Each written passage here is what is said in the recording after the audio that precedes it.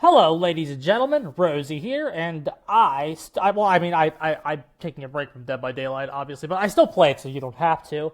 Uh, Ladies and gentlemen, this is not a review. This is the first thing I'm gonna say. I haven't seen this yet. I'm going to see this in about an hour. I'd say I'm gonna leave about an hour to go see Mr. Art here do his thing. Uh, and I was just randomly like thinking about it, and I'm not gonna say this was pre-planned. That's certainly just not true. But I was thinking about it, and it's like, man, this movie couldn't have dropped at a better time. Part of me wanted them to wait until Christmas because it's like a Christmas movie, but they really couldn't have picked a better time to drop this. I think it is the absolute perfect time for a Terrifier movie. Specifically, ladies and gentlemen, I don't know if you know about me. Uh, I'd say 9 times out of 10, I am more of a fan of the approach taken by a Halloween or even The Ring. Even though The Ring isn't the most subtle thing in the entire world, but but the Ring Goo definitely is. But like, I'm more of a fan of the type of suspense horror and things like that when it comes to movies. Now, obviously, there are movies that definitely break that rule. The Thing from John Carpenter, both the Rob Zombie Halloweens, and et cetera, et cetera, et cetera. I'm not really a gore hound. I'm not, because I think gore can be used to accentuate a story. That's I think The Thing does a good job at that, and the Rob Zombie Halloween, especially the second one.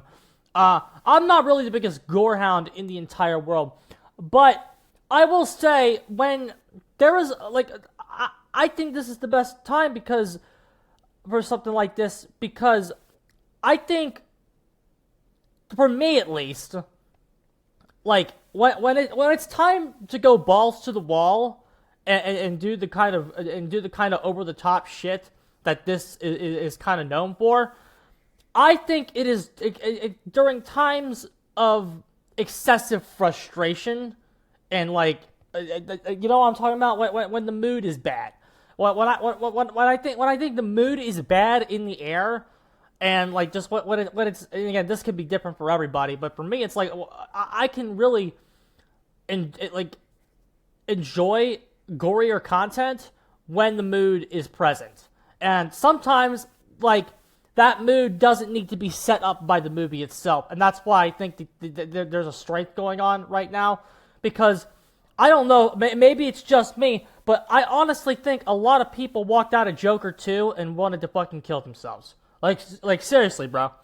I don't mean to turn this into a Joker 2 shit show once again, but Joker 2 was so horrible, and it was just so bad that, you know, I mean, obviously, if you watch that review, I am not the happiest camper in that fucking review.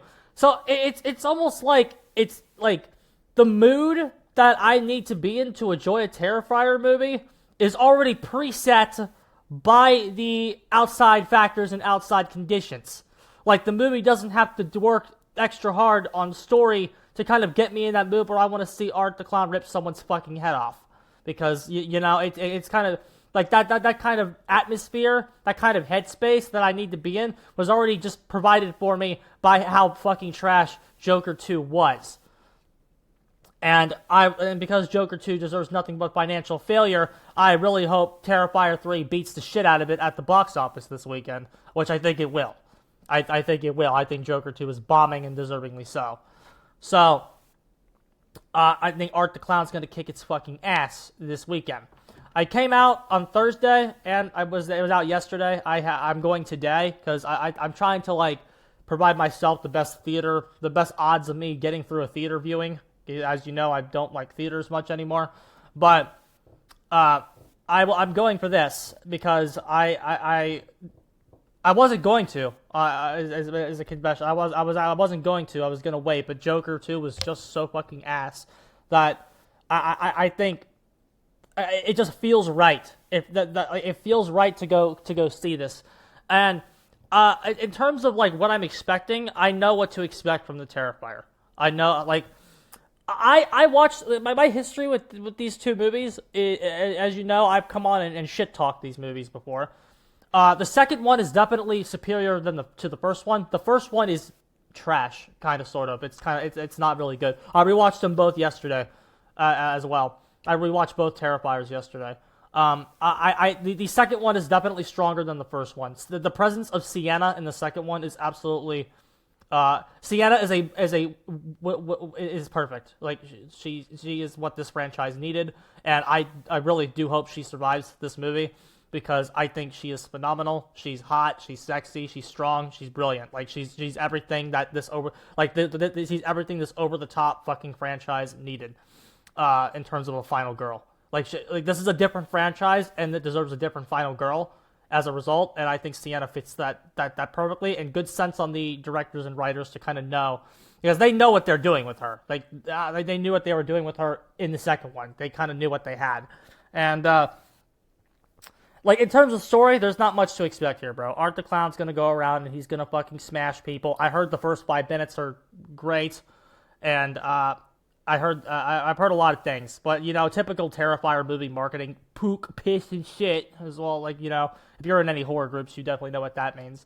But it's like I'm not expecting a 10 out of 10 classic here. I know what I'm getting. I'm getting 2 hours of nonstop gore, and I'm curious to see how they one up themselves this time, because this franchise is quickly becoming the modern day Friday the 13th.